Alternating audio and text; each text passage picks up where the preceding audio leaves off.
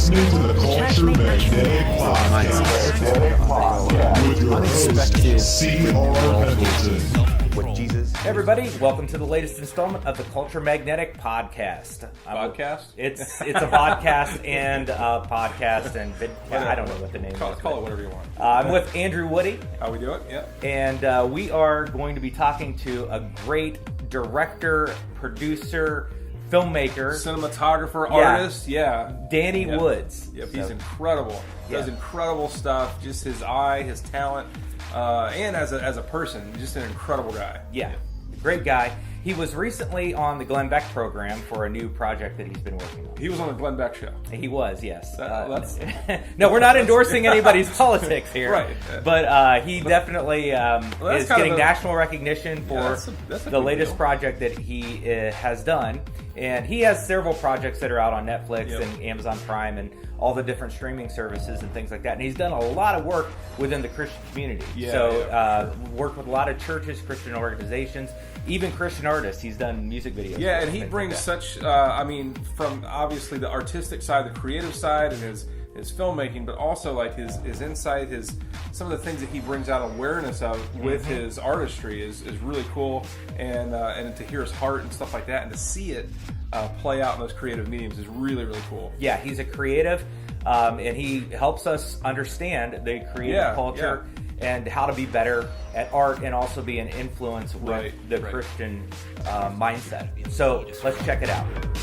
Welcome, Danny. Thanks for joining us. The great thing about having Danny here is this guy is one of the most incredibly talented, creative guys that I've ever come across. And that may not be saying a whole lot because maybe I just haven't come across that many guys that are creative and talented. But I don't think that's the case. I know a few people, and I will tell you, Danny has impressed me with his background, his knowledge, and his approach to creative things. And so we want to talk about some of that today.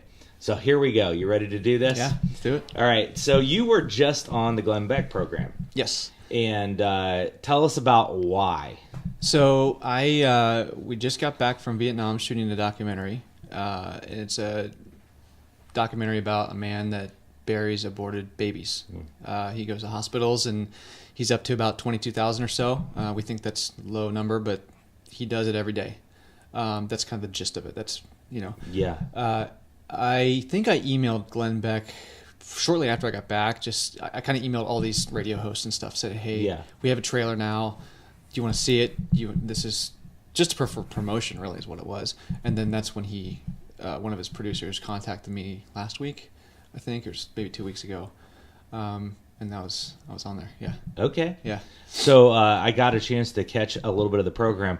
The point being, this is an incredible documentary that you're filming, or you've already filmed, but you're in the process of editing and doing all the other stuff that most of the viewing public doesn't realize that's involved in the creative process in order to get that out to the public. So this documentary, you went to Vietnam. And again, we're kind of dismissing the timeline here. Just like, one day you just decided to go to Vietnam. Tell us about how this thing got started, how long this has been going, and some of the things that have happened along the way. Yeah. So I saw it was July 2016, just mindlessly on Facebook, like we all do, and I saw a story from Hefty.com, which is I think some sort of a news, like they post kind of stuff, like BuzzFeed type of thing. Yeah. It was clickbait, basically. And it said, this man has buried, I forget the number, so many aborted fetuses.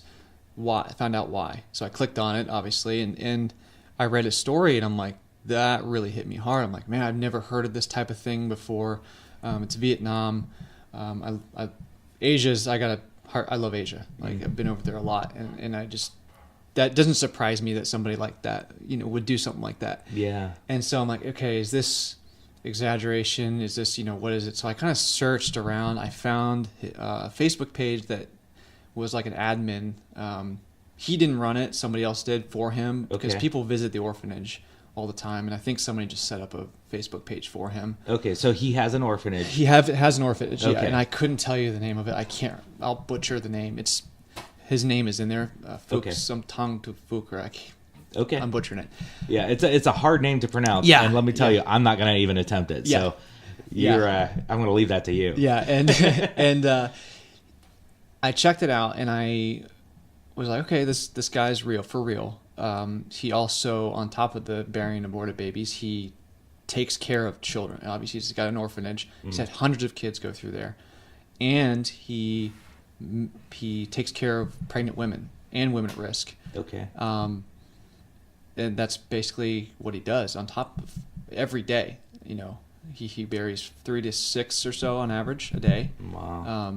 Gives them a name, prays over them, and then gives them a actual burial site. Wow. And that really hit me hard. I'm like, okay, wow, that's crazy. I kind of stepped back a little bit. I have to wait probably a couple months or so, just let the emotions subside. Yeah. Because a lot of projects, I'll get excited about it and stuff, and then a few months later, you're like, okay, well, it might have been a dumb idea. Well, yeah, I can't even begin to imagine the weight of stepping into something like this. Yeah. So, to take that on from an outside perspective and try to capture that, you're immersing yourself into this situation. Yeah. Which this is heavy, heavy stuff. Yes. I mean, we can talk about it and we can kind of, brush over some of the details and kind of, talk about this video, and it's a documentary and there's filming and all of the creative elements that are a part of this. But there's so much more. You're going in deep. You're following this guy around. You're seeing this day-to-day process. You're getting deeply immersed into this tragic thing that is going on. This, total tragic thing against humanity. Mm-hmm. How do you navigate things like that? Yeah. I kind of, my brother is an EMT. Okay. He and I talked to him a lot because he sees some crazy stuff. Yeah. My grandpa was a paramedic, firefighter, all that stuff. They've seen some crazy stuff. And how did they not go crazy for seeing some of the most horrific kind of things? Yes. And he's like, you flip a switch and you turn into like a professional, this business mode almost. And you kind of got to go into this mode. You got to be separated emotionally, and you just kind of got to do that. And then also it helps. You are looking through a little camera monitor, and that does help to an extent as far as for you. Now, for the audience, you try to get as much emotion and draw, all that stuff as you can into the lens. So it's catch-22. It's like you're trying to get as much as you can as far as provoking emotion or just telling the story properly. Yeah. But as far as the emotional aspect of it, I mean, there was, I thought I was doing pretty good up until like the second to last day, and then like there was a scene where we filmed where the mothers come, and they put toys and gifts for the babies that they didn't want to have aborted. So that's the one part that got me. Surprisingly, I thought it was maybe when he would put the bodies in and clean them and stuff. That one, it did, but I was so far emotionally prepared for that, I think. Yeah. The other one part, I wasn't. So, oh, man. Yeah, it's rough. That's incredible. Yeah. And I think that people don't understand when you immerse yourself into something like that, from a creative standpoint. I mean, this is why I wanted to shine a spotlight on this and really what you're doing, because it is such a tension space, a challenge. You're trying to bring people along with you on this journey. You're trying to immerse them into it. You've got to relay the gory details, but at the same time, you've got to keep it palatable. And honest, yes. That's the biggest thing. And that tension of doing it and doing it well, because you have a gift and you know what good is. Mm-hmm. You know if the color isn't right. You know if the lighting is not the way that it needs to be. So you're balancing all of these elements at the same time to try and convey this absolutely incredible message. And that's what is inspiring to me. So we talk a lot about culture on here, and we talk about creative ways of engaging culture. And I think this is a prime example of someone who is really taking a step here in a way that is not an everyday way, but you're taking your skills and you're applying it to a really important situation and conveying the love of Jesus Christ, this process that we all believe in deeply. And so I would love for you to expand on that. What brought you into this place in your life where this is how you've chosen to use your gifting? Yeah, it's so I think it's to the point now to where I've been shooting since 2005 or so ish. And you just shoot so much, and it doesn't matter what. Just like I just shot as much as I could and watched as many good movies as I could, and then it becomes to the point to where you don't even have to think about, like setting up a shot. You just do it, and then you're worried about the content and the composition of a shot or whatever. It's just you just do it. That's where I am as far as shooting on these documentaries at them in the moment. That's your gifting, your creative spot. You're in the moment, and you're in the moment, and you just don't have to think about it. You know that the camera's got to go there without even thinking about it. Honestly, that way you can focus on the story. Okay. So yeah, that's where I am right there. And then what was the second question, or the question? Well, kind of, how did you get to that point where you clearly have this gift and you could use it in a lot of different ways? Yeah. But you've been able to apply it to your faith, your evangelism. Yeah, and I think something that helped me. I had a conversation with my brother the other day because I found another story of a guy out in Los Angeles that he takes care of terminally ill children before they die. Wow. But he something in my gut just didn't tell me, like, it was a great story, amazing story. Something just, he wasn't a Christian or anything like that, and it's amazing what he does. But there was no indication of it furthering the kingdom of God. Yeah. And so I'm sure we could find something in there, but it wasn't a story that probably should be told by me or some, Yeah. You know what I mean? So I choose something based off of how is it furthering the kingdom? Yeah. And that's how you do it. And you can find a lot of good stuff. Yeah. Right? I mean, there's so many good things out there. All right. We hope you're enjoying the program so far. If you are, please subscribe to us. Yeah, that's always important. Right. Or give us a like or something like that. Whatever sure. streaming channel you're watching this on or listening to it on. Yeah. So having Danny in this space, we wanted to ask him, what were the influences and what brought him in to this field? Yeah, it's always cool to hear from an artist, what got them inspired, motivated, Absolutely. and how they developed some of their craft, some of the guys and things that they look to kind of hone their skills. And to that, we wanted to ask him, what he thinks the Christian community can do to increase the quality of art that it's putting out. Mm-hmm. All right, so let's hear what he has to say about it. So there's a lot of art in the Christian world. It's sort of, or it masquerades as art, and it's kind of corny and things like that. What would be your take on that? How do you feel about that stuff? What's the deal? It's too literal. Like, that's the word, and it's too like you said, low hanging fruit. Okay. It's easy. It's safe.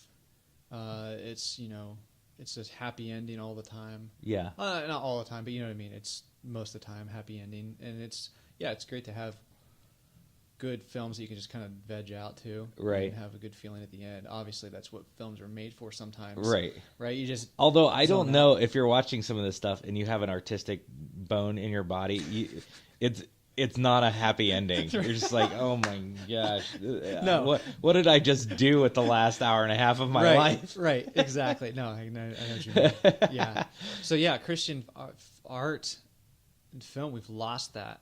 Yeah, and you know what? This being about church culture, and I want to get more into that, like how we can influence that. But one of the things that I find is we're almost trained from an early age to be evangelistic about our faith, and that is to be opportunistic to the point of almost screaming Jesus at every possible opportunity. So if you're in the creative side of things, it's almost as if you're not doing what it is that you need to do if you're not so blatantly upfront and obvious with the message all the time.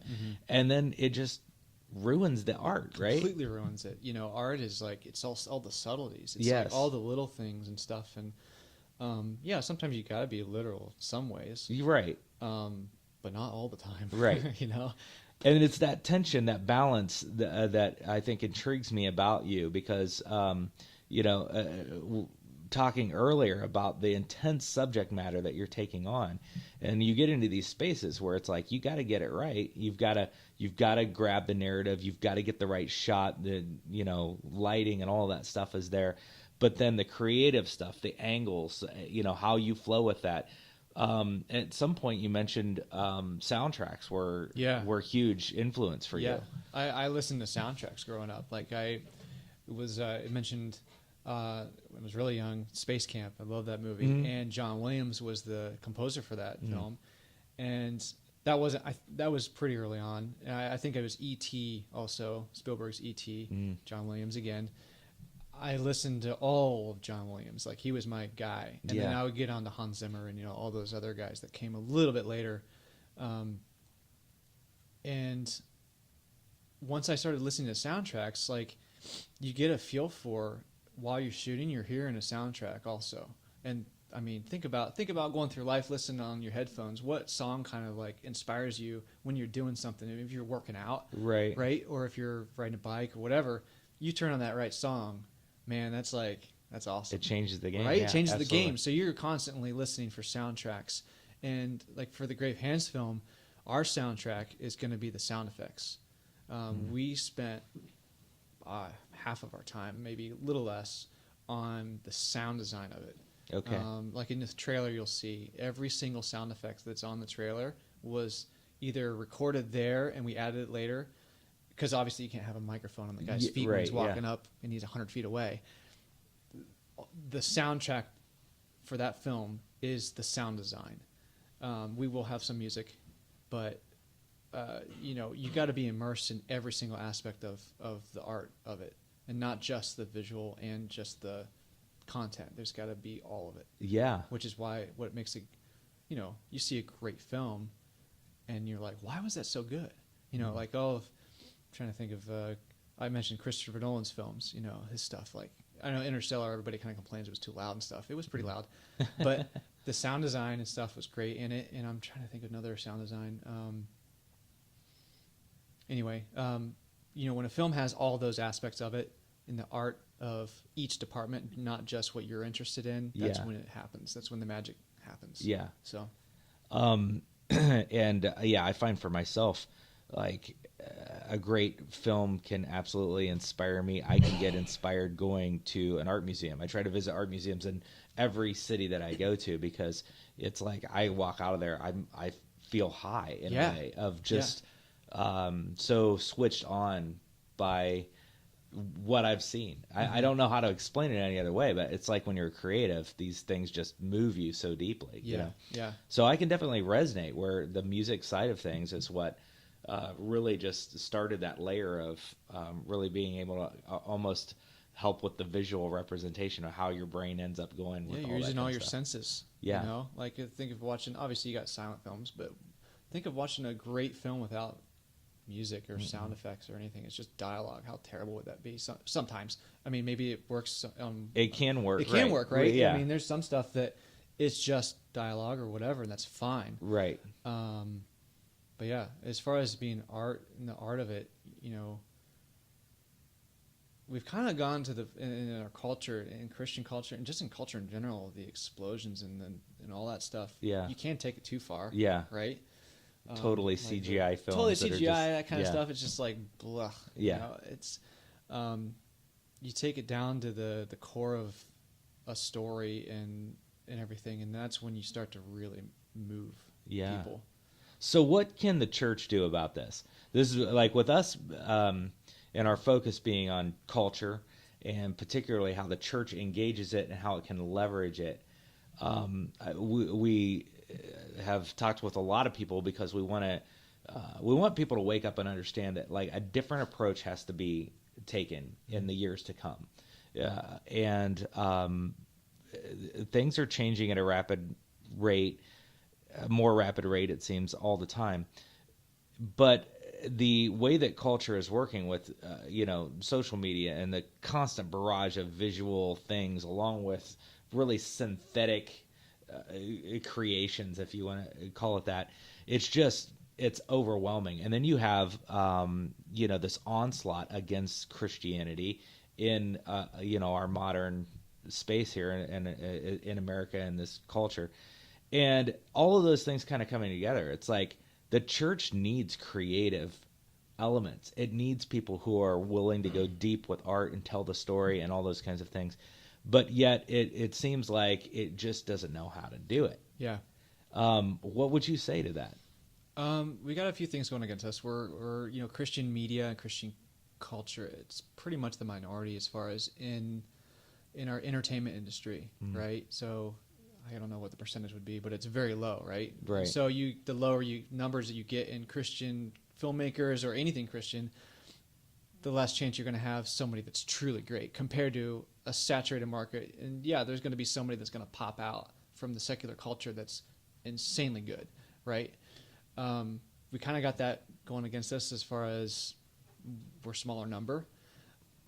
Two would be, I don't know if Christians fully understand the importance of art and culture. I feel like we've lost that compared to look back, in the way early you see the paintings of Leonardo da Vinci and all that stuff. And I mean, that was Christian art, and it's the greatest art to be ever to be created, right? We've definitely fallen away from that. Obviously, I would say the Christian culture was probably the majority then, to an extent. So maybe that's one reason. But Christians are not. Let's just say, for instance, I have this Christian film that I want to make. You have. Not even a Christian film. Let's just say a film that's good, that's got a good moral story or whatever. You're not going to get as many Christians supporting it unless it has a Christian message that's blatant. So they're not going to be as interested in throwing money at it. You can make a great film for a few $1 million, probably more than that. But to have a Christian culture throw money at something that might or might not work. They want something that's safe in order, as far as creating something that is God's not dead in your face. That's blatantly a Christian film. Yeah. Right. That's a safe bet. Yes. To create. They're not going to throw something at a film about maybe, I don't know. It's got Christian undertones and it's got definitely a undertone of Christ in it. Yeah. They're not going to go after that. They're not going to put their money in that. I think that's significant. What I hear you saying, and this is, maybe I'm putting words in your mouth, but I feel like the Christian culture in general is just afraid to take risks. Yes. Like our culture is like, it doesn't want to take on anything where there is a possibility of not knowing what the outcome is going to be. The outcome has to be this, and if it's not this, it's a failure. We're very right-brained. Yeah. Right? I mean, there's nothing wrong with right-brained at all. But we're a lot more, Christian. For the most part, Christians are conservative, right? Yeah. I'm not docking on conservatives at all. Right. At all. But conservatives are more, is it calculated? Or not calculated, right-brained. Yeah. Is that, yeah. I mean, I don't know. I don't know what the actual, but I think I get what you're saying. So you kind of get what I'm saying as far as they're not as... I'm generalizing right now just because, but just to prove a point. But you have the pedigree to do it when it comes to Christianity. Yeah, right. But and right, and I think as far as our Christians in general, for their personalities and everything, they're not as out there as far as because you got some crazy artists that are not Christian. Yeah, they're insanely good, right? Yeah, they're not Christian. I mean, their art is just insane. Yeah, and, Christianity tends to tie certain boundaries onto everything. So it's like there's, it's like it's almost immoral to do something outside of the expected, spectrum or something like that. Right. That's what I would say is the morality of it too. Like you create something, and I'm not advocating for creating like something pornographic or anything like that at Right. all. But as far as what I see from Christian culture, it's very, very safe. Yeah. That's how I could say it. Yeah. Yeah, and I agree with you. I tend to find that even in approaches to church or people that I know that they're trying and they feel like they think they're outside of the box. They're doing something extraordinary or experimental, but they're really not experimental or extraordinary. I tend to find this a lot within churches and church culture and people who think they're doing church differently. Mm-hmm. And one thing that I would say to that is I feel like people isolate themselves in little groups. They don't actually have connection with a lot of other people that are spurring each other on in creative ways. Mm-hmm. So one thing I feel about the creative community is when you have this a connection with other people who travel in that space, it's like this challenging, not quite competition kind of thing, but it's like you're inspired by them taking it a step further, Yeah. And in church culture, it tends to be like everybody's just so focused on Sunday. They don't visit other churches. They don't take in what other people are doing in different communities, maybe inner city communities, people that are really doing something extraordinarily different. And so if they try one thing, they think, oh, we've just reinvented everything. Right. But they're not really in a culture of it's well intended, but it's not really a creative approach to what they're doing. And again, I just feel it's kind of like this isolated sort of thing, boxed in. Yeah, and that's kind of a design too. Yeah. We're not be part of the world. Yeah. Be in it. Right, so it's such a fine line. Yeah, I mean,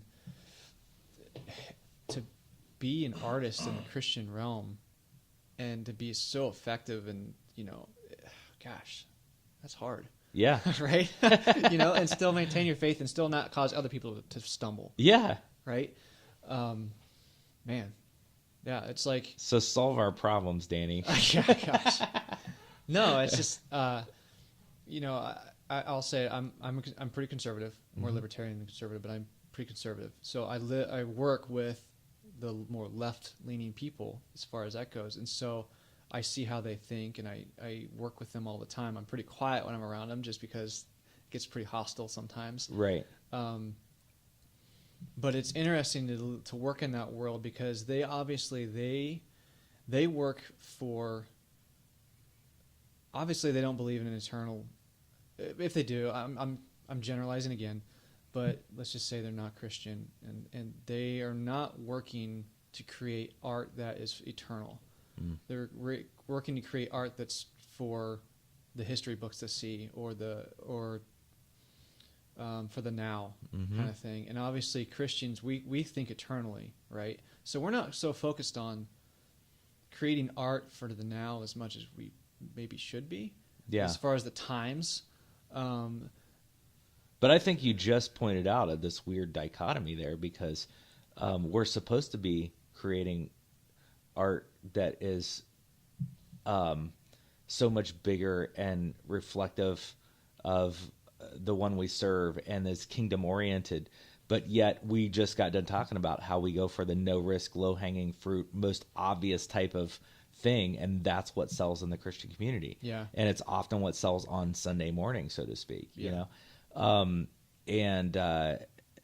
don't know, but it's interesting that you point that out, that we really should be thinking much bigger. Yeah, I mean we have God and Christ is our Savior and the Creator of the universe, and we have the creativity, His channeling of creativity.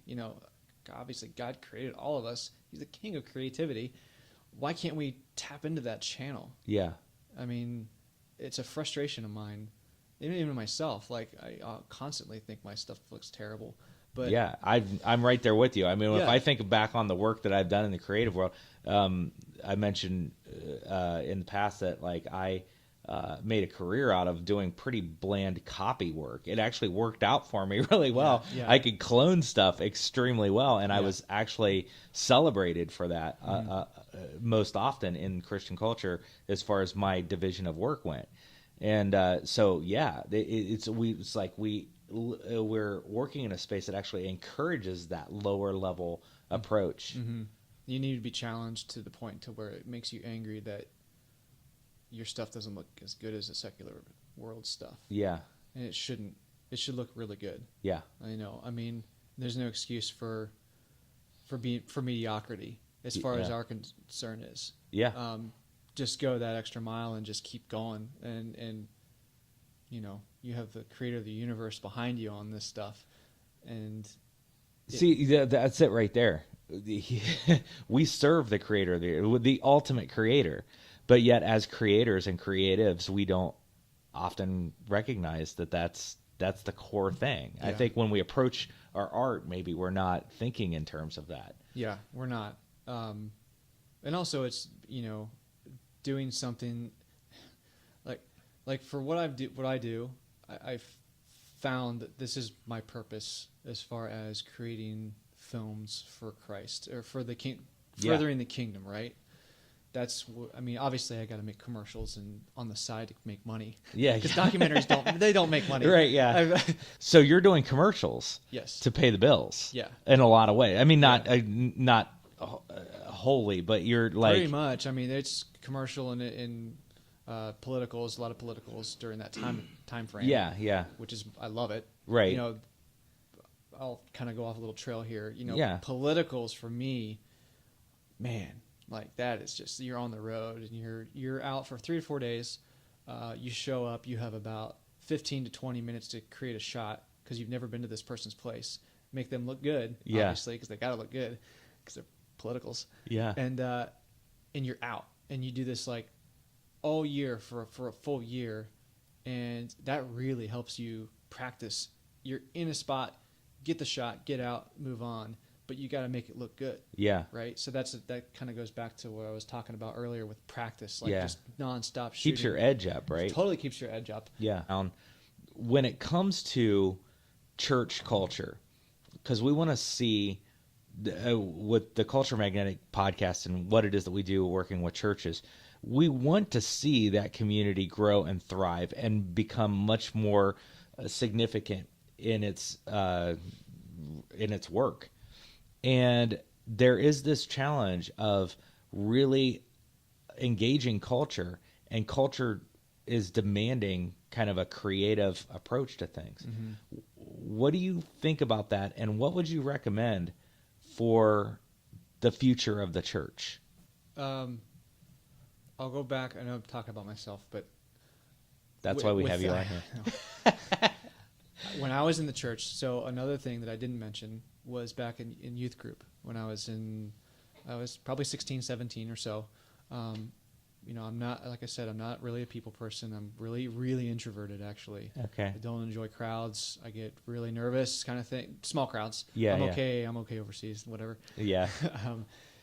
And I had a youth pastor, and she encouraged all the kids in their gifts. She recognized the gifts that all the kids had. Like some were good at speaking, some were good at serving, some were good at, you name it. Everybody's got a gift, right? Yeah. So she recognized the gift that I had and my buddy had in the youth group, and we made these films every week for the youth group to watch, and that was huge. Yes. I mean, you could be a Christian and make funny films and all that stuff, and it would be good, and it would get your point across, and we went to some competitions, and all that stuff, and we lost. Yeah. And we had to figure out why did we lose, because the other stuff, we thought our stuff was good, but the other stuff maybe was a little bit better or whatever. And I would say, as far as the younger generation, it would definitely be the younger generation to encourage them to create the art and to see potential in somebody, and then encourage them, because right now everybody's got a trophy. That's another thing. It's like everybody's, oh yeah, it looks great, even though it's terrible. Right. I mean, it's so hard to be constructive criticism to explain that to somebody, especially a kid. Yeah. I don't know the situation, but I would say definitely the youth for now is we're losing the culture. Yeah. Like we've mentioned it before. And we can't do that because culture is Yeah, absolutely. We're I would agree with you. I feel like we're not investing enough in the next generation. No. And in fact, I see churches trending towards de-investing in the next generation. So I've seen youth groups go by the wayside. There was like a whole movement in the early 2000s because it kind of came out of the late 1990s when youth culture and youth and Christian culture was huge. And then there was this massive backlash against it, like it doesn't work, and like Christian youth groups and all this kind of stuff is goofy, and they kind of pulled out of it a lot. And then there's this giant vacuum. There's a huge vacuum, and who's going to get those kids? Yeah, if the youth group doesn't, and if youth pastors and all that stuff don't, the culture will. Yes. They're going to suck it in. And so often, a lot of people that I've talked to that are doing things and are faith based, they got their start out of youth group. I know for me, it was absolutely a huge space for me to use my gifting and practice. Yeah. It's a practice. It's perfect because you're in a youth group. Obviously, you don't know anything. You're a kid. Yeah. It's a great practicing ground for anything, whatever you're doing. Yeah. And man, we've lost that. Well, anyway, I think one of the things that I saw recently was somebody who I actually respect in the church consulting world, but they just made a blanket statement that, youth groups won't help you grow your church. And that's true. I'll go along with that. Now they'll help with retaining people, because at a certain point, if there isn't a place for the kids, the families will end up leaving. Right. But out of the gate, they're not going to grow your church, and they're going to be a burden on you. And there's a whole bunch of stuff that's going to be a challenge to navigate if you actually support youth culture through your church. But it's absolutely imperative.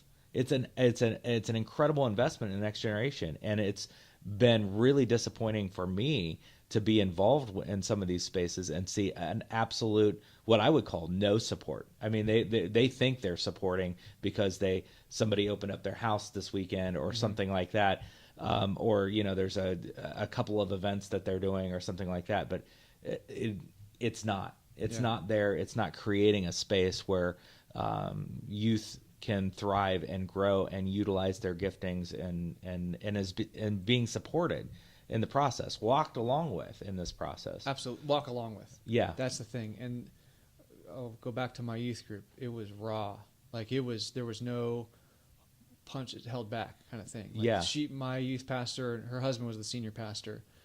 I mean, she was like, she told you how it was, and we were like, as a teenage kid, boys and stuff, we were like, whoa. She's real. Yeah. That's the thing. It's like nothing was sugarcoated about her. Because I was in a couple of other youth groups, and it was like fun and games and all that stuff. We played games and maybe had some scripture and stuff talked about.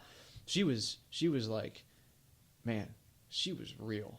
Like she was crazy in a good way. Yeah, There's always, youth pastors are crazy. Yeah, you gotta have that. You gotta have that. But they were like, she told you how it was. Yeah.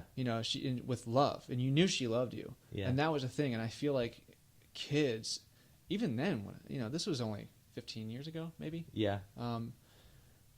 Even then, you're a teenager, you're super insecure, no matter what. Maybe there's some I'm sure there's some that are not, but they just need to be paid attention to, as far as the youth pastor guiding them. Mm-hmm. There's a lot of times they just need guidance. Sometimes they don't get it at home. I got it at home, but at the same time, socially for me, youth group, man, that was I couldn't wait to go to church after about a year going to that youth group. It was awesome. That's so significant. Yeah, that's incredible. And I being a really, really introverted, church for me is even today really hard for me to go to. But man, I wish everybody had a Pastor Christo's her name. So, yeah, that is awesome. Yeah. So, I want to bring it around on that note. I feel like that's absolutely significant what you've said there. What can you tell our listeners, or what do you want to tell them about where they can go and find out more information to help support some of these documentaries that you're doing, or any of the other things that you're involved with? For the Vietnam documentary, it's called Grave Hands. That's what the film's called. You could go to gravehands.com or gravehandsfilm.com. Okay. Either or. We're on Facebook and Twitter. Biggest thing would be just to spread it. You know, Okay. Twitter, Facebook. I should be on Instagram. I'm not. It's hard. I know. It's hard. I Social media. I don't like social media. Honestly, I just. The biggest thing would be to spread the word. Okay. I mean, obviously, yeah, we have a budget that we need to make in order to finish this. I spent everything on my end. I had a really good year last year, so I used that money to you name it, tickets, blah blah blah, all that stuff. That's taken care of. Where we do need the money is distribution and all that, and music. Some music, a lot of sound effects, color correction is going to be expensive, that kind of thing. Mm-hmm. We'll figure it out. Obviously, the film's going to get made. You know, it came this far and how easy it was. I've never had a film this easy as far as like it being made and coming to fruition. Yeah. So I'm not worried about money, even though we do need it. Sure. So I'm not asking for it. Okay. If that makes sense. Yeah. I just want you to spread the word because I think that the message is more important than anything, and we'll figure out how to spread the word. Okay. So. All right. Well, Danny, thanks so much for coming on. Really appreciate you coming out and doing it. Yeah. It's good to see you. So. Yeah. Thanks. Thanks everybody for listening to this podcast. Or watching the video. Watching the video. You know, either one you're doing. We have more stuff coming your way over the next couple of months. We have some other great offerings that will be on our website and on our social media. So please stay tuned.